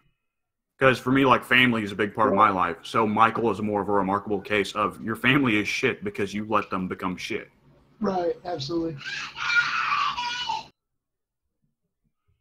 There's your little GTA 5 discussion for the day. Let's go ahead and move on to what I did for this past week. I don't know if Addie or Pink, I don't know if you guys have noticed, but for me, I've noticed I'm starting to deliberately like do things I normally wouldn't, like go for movies or video games I normally wouldn't, just so I can talk about them on the podcast. Are you guys noticing that? A little bit. Which is probably a good thing. Probably good to get me to step outside my safety zone for a little bit. Yeah. Yeah, I started reading one of the Stephen King books I picked up. I started reading Nightmares and Dreamscapes. I read the first short story in it, and I'm going to go ahead and ask Ted, because he's the other big Stephen King fan here. You read Nightmares and Dreamscapes? Yes, I read Nightmares and Dreamscapes like years and years ago, and there's actually a multiple short story anthologies, some of which recycle the same stories, so I can't remember which ones are which. Nightmares and Dreamscapes, based off just the prologue of Stephen King talking about it, evidently is the one that includes the Lovecraft story, where it's actually supposed to be set in the Lovecraft universe, and the Sherlock Holmes story. Oh, yeah. I actually liked the Stephen King Lovecraft thing. What the hell was that called? Anyway, I liked it. I don't remember a Sherlock Holmes story. I read a lot. I used to read a lot, so stuff kind of blends together after a bit. But Stephen King's one of those writers, like, objectively, there's a lot of legitimate criticism that can be leveled at virtually everything he writes. He has a lot of flaws, but I think there's a reason he's one of the most popular writers. Oh, yeah, absolutely. I'd say he's probably my favorite modern writer. It's kind of iffy there because my reading experience in the last 10 years is limited. I read a lot as a kid, and I'm not talking like the little kiddie books. I'm talking like I read a lot of them, 6 or 7. Like, I probably read Mary Shelley's Frankenstein at 6 years old and the original Dracula back then as well. And public school just absolutely killed any love I had for reading for a while there. So now that I'm done with school, I'm kind of getting back that want to read. So, yeah, for me, I hope to get back into reading, but I've only read one story out of the collection so far, and it's, oh crap, what was it called? Dolan's Cadillac or something like that. It's basically just a little short story about, it's a high school teacher, I believe, no, elementary school teacher. Elementary school teacher, his wife accidentally sees something she shouldn't with a mob hit, and then the mobsters kill her, and it's just the story about the teacher trying to kill the hitman. And it's a little bit of a ridiculous story. I don't know if this is going to jolt Ted's memory, but he tries to kill the mob hitman. I know exactly the story you're talking about. Yes, he takes out the fucking road using construction equipment, and then, like, Wile E. Coyote or some shit makes a hole in the middle of the road and waits for the Cadillac to arrive. The mobster falls in the road like a jackass, and then he buries him alive in the road. And the story is very well paced and put together because it's Stephen King, but the inherent concept is just too ridiculous to take seriously. It's also kind of one of those books where, like, it's a very difficult task for this guy to tear up the road like this, and the book very much takes its sweet time trying to inform you how hard of a job it is. And a good 4 pages of the story are just devoted to, boy, my fucking hands hurt. Well, that sounds like Stephen King. Yeah. Hopefully the other stories will be better, which a Lovecraft story should be interesting. And a Sherlock Holmes story, I'm always down for a good Sherlock Holmes story, assuming the twist isn't too convoluted. And then other than that, let's see. I got to play something. What did I get to play? I forget what I got to play. Oh, I played a little bit more Warhammer 2, which is just... I played the usual stuff, Yakuza 0 and Warhammer 2, but I've actually recorded some Warhammer 2 sessions now, and I will be putting them through the editing process. Right now I'm working on trying to get together I'm trying to make an intro and an outro for the videos for that series. So I'm going to be working on that. Once I get that intro put together, which it's probably going to come out to pretty mediocre, probably just some generic Warhammer art, but still I'll upload that, and I'm just working on a playthrough of the Norska in Warhammer, and that'll be my first playthrough on the channel in a while. I'll probably have to renovate the channel because it's still covered in Joker shit. Let's see. I've also as long as it's not Jared Leto Joker, we'll let it pass. It's Ledger Joker still. That you would think I would cover my channel in Leto Joker shit, Ted, is disheartening. Like, how lowly do you think of me, Ted? I was just trying to do a callback to an earlier discussion. That is true, but I'm still deeply insulted. But yeah, I've gotten back into Mugen because I was just feeling the itch, which I think Addie here is the only one that will probably have gotten into Mugen, right? No, I've messed around with that. Okay, yeah, Mugen. I'm being a little bit more cautious now because my last computer pretty much blew up because I was being deliberately very reckless with making the Mugen, so I picked up a lot of dangerous characters that probably had viruses attached. But at the same time, I was pretty much trying to get that computer to commit suicide. That's the fighting game where you can like download all kinds of different characters like from across every genre, right? Oh yeah, totally. Yeah, I had that briefly, but it's a fighting game. I mean, you know. Yeah, but for like someone who's a huge fighting game fan like me or Addy, then it's paradise because it's like, hey, let's put together the rosters of Street Fighter, King of Fighters, Marvel vs. Capcom, whatever DC characters somebody could make. Which there are a lot of DC characters that people have just made custom. It's kind of amazing because there's only really one good 2D DC fighting game before Injustice. And I said good. I shouldn't have said that. There was only one DC fighting game 2D before Injustice, and it's shit. And most people don't use that, and people have made actual characters. Ted, you mentioned Justice League Task Force, didn't you? Because that's the one I'm talking about. Yep. Yeah, that one wasn't great. Not exactly Street Fighter, is it? Well, you know. Actually, I'm of the opinion that superhero fighting games in general, I'm too tied to canon for fighting games to work as a concept for superhero worlds to me. Generally, I get that a little bit, but I don't know. Because I've put a lot of time into Injustice, and Injustice is absolutely the kind of game where Robin can beat up Superman. So, yeah, the idea of Batman surviving a fight with people who should be able to move at well in excess of the speed of sound, far faster than any person could actually reasonably react, it just that really wrecks a lot of stuff for me. yeah, Injustice 2 it gets really goofy about it because Injustice 2's roster includes Darkseid and Swamp Thing. And, like, no one should be able to beat Swamp Thing. But for me, like, it's a thing, like, I don't look at it too much from a story perspective because it's partly kind of a fan service thing of attaching these guys to a fighting game. And it's partly a thing of just the way the fighting game works. But I'll admit that I'm getting kind of rough with Injustice lately because the more I play other fighting games, like, I haven't really got into Street Fighter, like, properly until just a couple months ago. As in, properly figuring out how to play Street Fighter and getting good at it and really coming to enjoy it. Because before, Street Fighter I thought was overrated, and now I'm actually getting it, you know? And the thing, the more I play Street Fighter or KOF, the more I see that Injustice has big gameplay problems, which I don't know if Addy or Pink have noticed this. Well, all three of you have played Injustice at some point, yes? Yeah. Yeah. Uh-huh. I personally haven't noticed anything because I'm terrible at all fighting games, so they're all the same to me.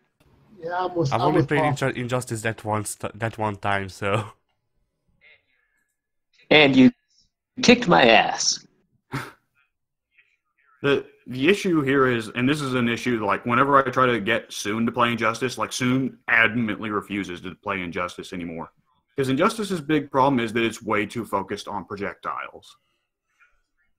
Because the screen can zoom out so far, and because most of the characters on the roster have good projectiles, some of the characters have absurd projectiles, like Deadshot prior to getting nerfed, and Dr. Fate now. And Deathstroke in the first game was downright broken.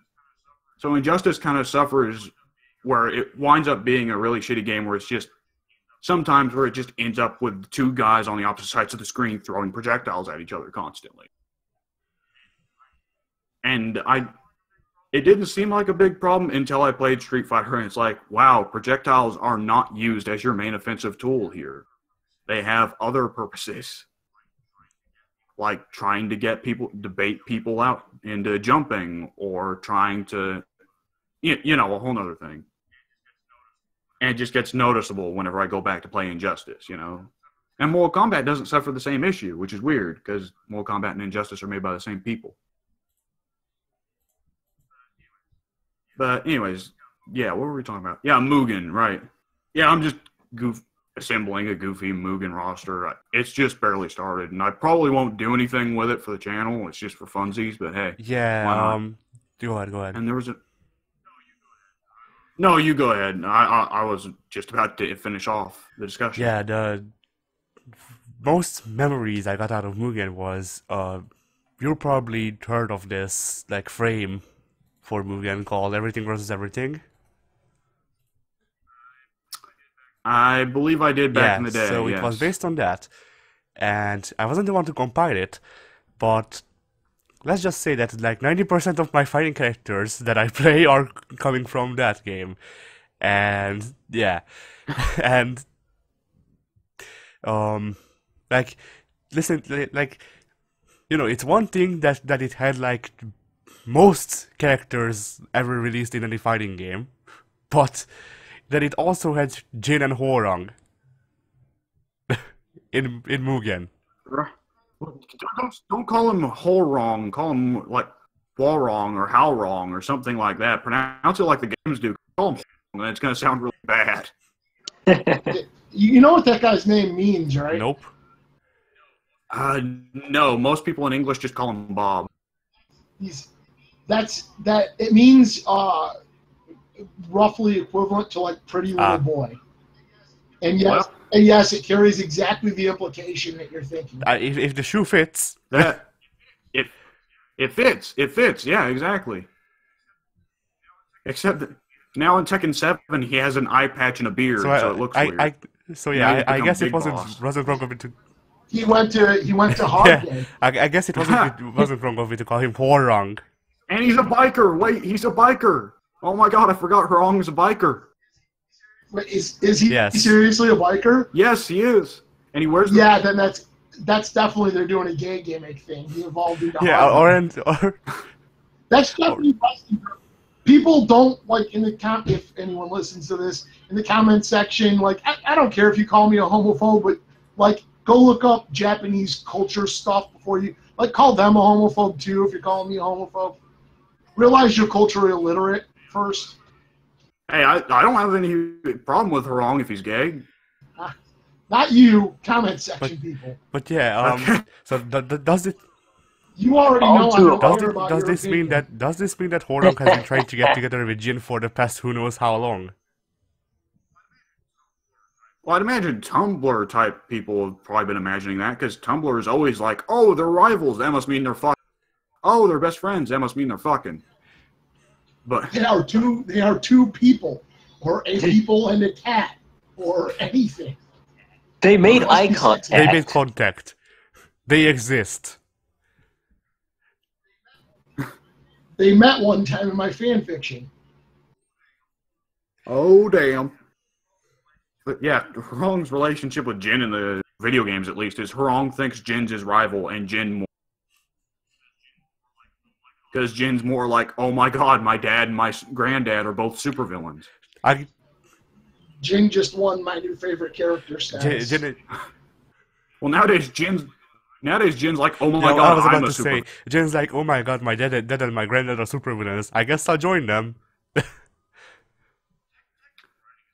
Tekken's writing is such a mess nowadays because they still act like Jin's the good guy, and fucking Tekken 7 acts like I nearly called him Hirachi. Tekken 7 acts like Heihachi is the good guy. It's like, does no one forget the part where Heihachi chucked his kid in the volcano? The only actual protagonist in Tekken 7, or the only actual good guy protagonist in Tekken 7 is freaking Akuma. Isn't Akuma a bear? No, Yeah. that's Kuma. He said Akuma, as in Akuma from Street Fighter. Because Akuma He's is in the Tekken story. 7. He's canon. Okay. He's Tekken canon.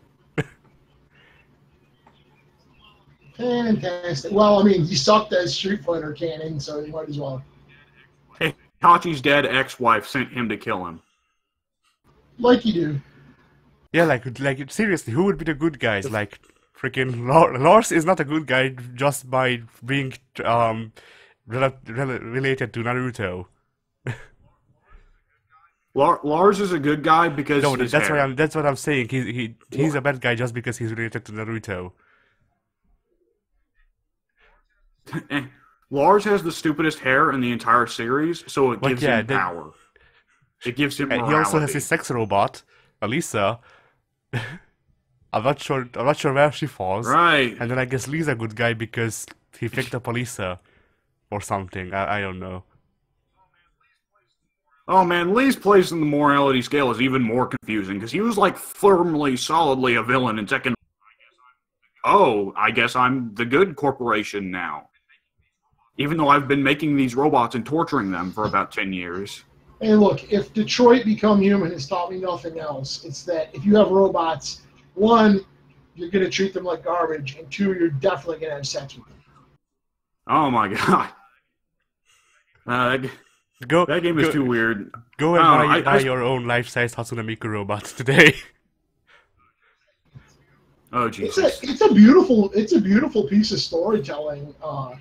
We watched it because we don't have a PlayStation 4. We watched on YouTube, and like I've always kind of like wanted to blow my nose on people who talk about David Cage, but as a guy who fancies himself an amateur writer, that's the kind of story I'd like to say that I wrote. You know, it is a well done piece of storytelling. There is no one with more pie on their face right now over the Detroit thing than me.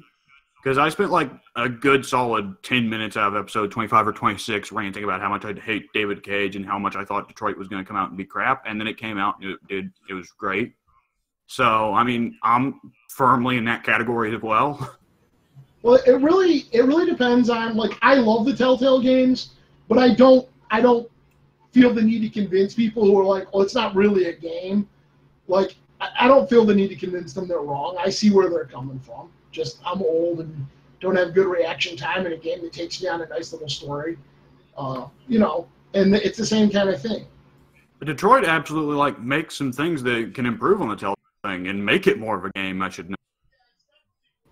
Yeah, it's definitely more game-y. Like, the speed with which you accomplish certain tasks matters, and failing in tasks has consequences other than just, like, go to a death scene and try it again.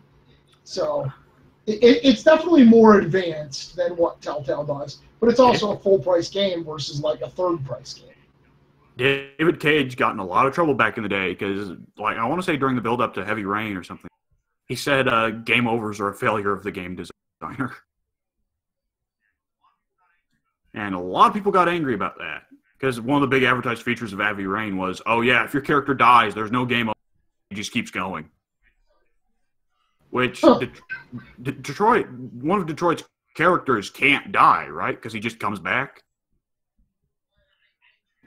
I do not know.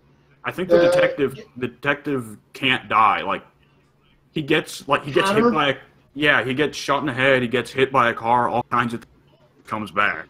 Oh yeah, definitely. If he can die in the intro, and he just comes back. And there's an in-story reason for him in particular always coming back. But, like, there's two difficulty settings, and one of them, none of your characters actually can die. And then there's the real game mode, in which case you can actually lose characters. But apparently not Connor. Right. Yeah, I've seen sequences of the game. I've seen, like, compilations, just little bits of, like, all the ways Connor can die. And it's kind of funny to see it because, like, depending on the player's skill level, Connor is either John Wick or fucking Wile E. Coyote getting killed by everything. He does have one kind of he fights himself. Oh, spoilers again. But he gets into one pretty intense fight sequence. And unlike the Telltale games, the controls, the QTEs or whatever, are very fast. And if you don't get them, it does hit you and stuff. So, again, it's a little bit more gamey than like a Telltale thing. Yeah. But what I was going to say about the Telltale thing, I've seen that they actually give you, like, they actually show you the branching storylines, like what your choices have had effects on. Like, you can actually enter a branching menu that shows every choice you've made and what effects it's had. And I just thought, like, holy shit, Telltale needs to start doing that. Right. Yeah, and actually in Detroit, you can once you've played through the game, you can go back to a choice and replay the sequence from that choice. Oh, that's good. That's good. I really like that. Telltale absolutely needs that. Rather than having to play through the game, 3 times to get all of the possible stuff, it would be great if they would let you just replay from a choice that actually makes a difference. Ooh. Oh, speaking of Telltale, did you see that they uploaded the teaser for the 4th season of Walking Dead? No, but I don't care. I'm over Walking Dead. Oh yeah, that 3rd season was garbage, but I'm interested in 4th season. Mostly because Telltale has gone through some changes recently. I don't know if you've noticed, like, Guardians and Batman Season 2 were way better than most of the stuff Telltale's been putting out recently. I didn't like Guardians. Batman Season 2 was very good. Right, but they actually, the choices matter more. They didn't just railroad you so badly as, Season 3 Walking Dead did. Right. So I'm interested to see that, because Season 3 of Walking Dead, I think, was the penultimate of, wow, Telltale has gone down in quality. And Batman Season 2 and Guardians have both kind of been, more of an upscale in quality, even if Guardians' story wasn't that good. So I'm interested to see what they'll do here, especially because that dipshit Bland dude that was the main character of Walking Dead Season 3 isn't in the teaser for Season 4. So it's oh, I can play again. They announced Wolf Among Us 2, didn't they? Yes, they did. I don't think did they actually show a teaser for it? I don't remember seeing a teaser for it. I have no idea, but Wolf Among Us, the first one, is one of those games that I was very pleasantly surprised. I saw it when it came out. I was like, Fairy Tales, no thanks. Got it for free from Xbox Live. Absolutely loved it. So I'm on board for Season 2. I am too. The sequel, whatever they're calling it. And I hope they have a bit where it says glass in. I'm curious. We talked about Season 2 of Wolf Among Us before on the podcast, actually, but the thing we just mentioned, or at least primarily for my interest with Wolf Among Us Season 2, was simply where are they going to set it on the time scale? Because that first one was set in the 80s, right? I have no idea. I think the Wolf Among Us was set during the 80s, but the Fables comic itself that it's based off of is supposed to be set in modern day. So I'm curious if they'll do a big time skip to the 90s, or if they'll just immediately follow up on Season 1. I don't know. All right, guys, I gotta take off. Are we near wrapping up here, or you guys got more hours of podcasting left to go? That about wraps up what I was about to say. So yeah. All right, well, I'll say my goodbyes, and then you guys can say your goodbyes. Before I say my goodbyes, though, 2 things. 1, Addie, get to work on the game session. I see you. 2, are we gonna? I don't know what you just grumbled, but I'm gonna assume it's. I would love to do that for you, Ted. And 2, are we gonna be recording the Marvel sessions? I can do that if you want to, but at the same time, it's one of those situations. Does everyone want it, or do they not? Clearly, I'm not everyone. I just, think it'd be an interesting experiment. But, all right, guys, I'm out of here. Thanks for having me. I loved it. Next Saturday is definitely it's free RPG day, so I'm at the game store. But I will make a concerted effort to be able to be here more often. Nice. All right. So, yeah. All right, guys. Thanks for having me. I'll see you later. Thank you for being here. See ya. All right. So, I don't think there's much else I've done this past week. Oh, I just on a whim while doing a workout session I watched the first episode. I watched the first episode of X-Files, because I've always had kind of a passing interest in the show, because I watched a few episodes of Twilight Zone back in the day in that film literacy class, and I really enjoyed that. So I was interested in the concept of a more recent Twilight Zone style show, and I think that's what X-Files is. And yeah, it holds up fairly well. The intro is terrible, though, because the intro just is built out of shitty pictures of supposed UFOs and a lot of the goofy alien believer sayings like "the truth is out there" or something like that. And like for the rest of the show being fairly well put together, the intro is hardcore cringe. And I don't imagine either of you guys have watched X-Files. Nope. I've not. All right. Shit, would they even have carried X-Files in Yeah. Hungary? We have this like long-running parody group called like the Envious Armpits. Like what's the word now?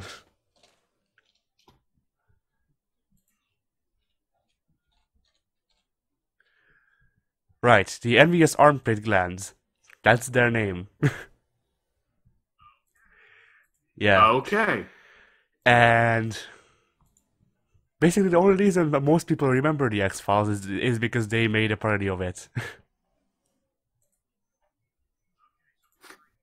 Okay, so Hungary continues to be weird. I guess X-Files probably has a different degree of relevance in other countries, because over here stateside, a big part of X-Files is about, oh, the government's lying to you. It's a government conspiracy. Da-da-da-da.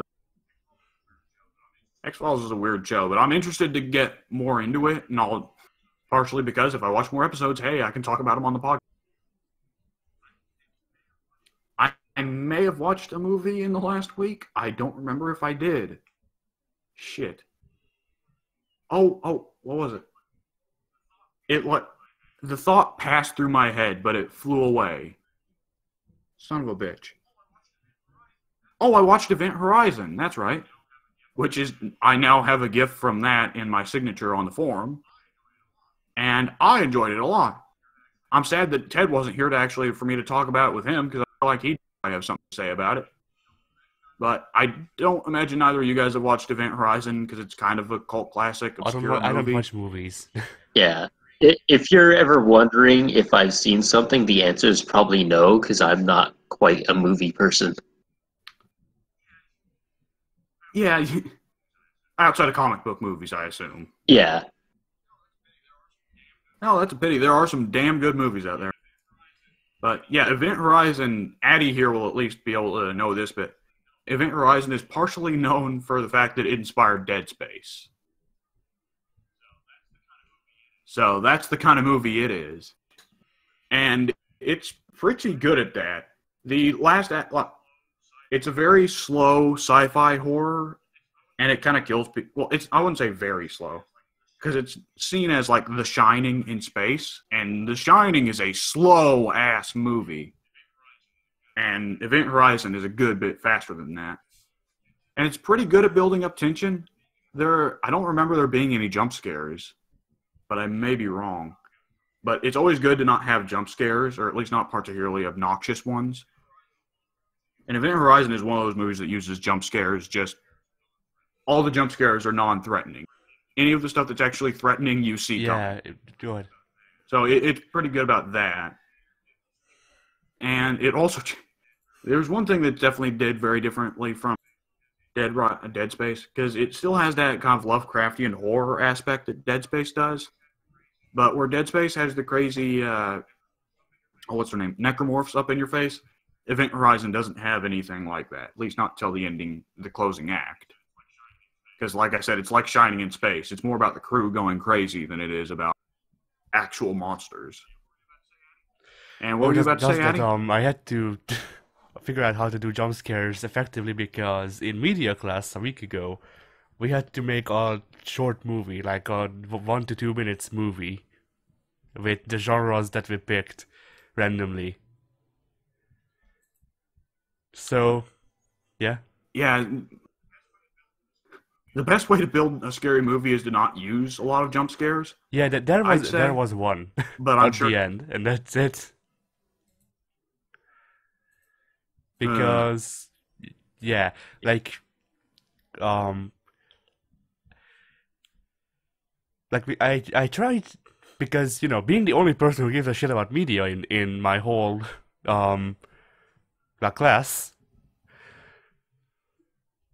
is that I had to be the director, I had to be the cameraman, and I had to be the lights. You had to become Yes. the lights? I had to turn into the Holy shit. sun. So we would have a well-lit Damn. set. Eddie can take method acting to a whole other level. Daniel Day-Lewis ain't got shit on Addy. They tell Daniel Day-Lewis, hey, we need you to become the son for the next movie. And Daniel Day-Lewis is like, no, I can't do it. You're going to have to get Addy. Well, you know, Let me call up my friend when I Addy. become the son, I shall not feed the man's heart. I had to, sorry. Oh. But yeah, Event Horizon, good, solid horror flick.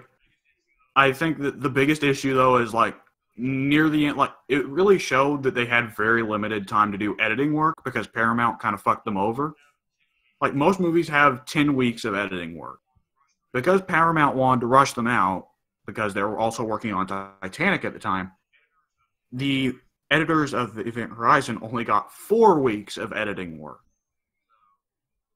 So that really shows, like especially in the sound editing department, because once the movie reaches its end, there's a big fight scene in the ending, and it uses all the stock punch sound effects in the world. It sounds like a fucking episode of Ed, Edd, and Eddy, because it's just all of that, all of those shitty, obnoxious stock noise sound effects that Ed, Edd, and Eddy used for comedic effect. That movie tries to use honestly for its big dramatic final fight.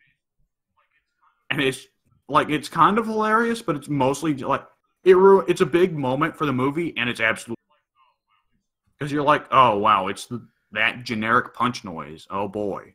Mm-hmm. But the cast was good, a very good cast. I'll say that, because it had Sam Neill, and Sam Neill is always pretty good. That is a movie though where Sam Neill actually uses his proper accent. Because you get used to him using his American accent from shit like Jurassic Park, right? Sam Neill is not American. He is Scottish. And that is a movie where it shows. Lawrence Fishburne's there. Lawrence Fishburne is characteristically intense, though perhaps a bit bland in places, but, I mean, that's what you should expect with Lawrence Fishburne. Sean Pertwee is there, and I've always been a fan of Sean Pertwee, even though he tends not to actually do anything big. The biggest title Sean Pertwee has to his name is that he plays Alfred in that Gotham show, which, you know, not a great credit for your IMDb listing, that's for sure. And who else was there? Oh, Jason Isaacs was there, and Jason Isaacs, who is probably, I'd say he's best known for being the villain in The Patriot, which, forget that character's name. It wasn't Cornwallis. He was some other British general. And he was Malfoy's dad in Harry Potter. And he does a great job. Other than that, I think most of the cast are no-names that kind of went nowheres. Which is, you know, some of the more no-name-ish actors, you can see why they went nowheres, because they don't put in very good performances. But other than that, yeah. It's a pretty good movie. Excellent set design, especially for like 97 era special effects. The CG, of course, not great because it's 97 CG. What were you expecting? But it's got limited use. It's for a lot of the bigger stuff, the more important stuff. It's obvious that they use practical effects, like particularly for the gravity engine, I believe it's called, of the ship. Looks amazing. And the movie makes use of a lot of like biblical symbolism in decent places. So I'd say it's overall a good movie that's deserving of its cult classic status. If you're a fan of horror that isn't dumb, then I'd recommend looking into it. I think that was all I've done this past week. So, yeah, that should be it. We are sitting very comfortably at 2 hours and 10 minutes, and that'll probably be cut down to 2 hours once I edit out all the spots where things freaked out. All right. I'll see you folks later. Addy, say bye. Hi. I always have to single you out because you're the one who forgets. All right. Bye, folks. See you later.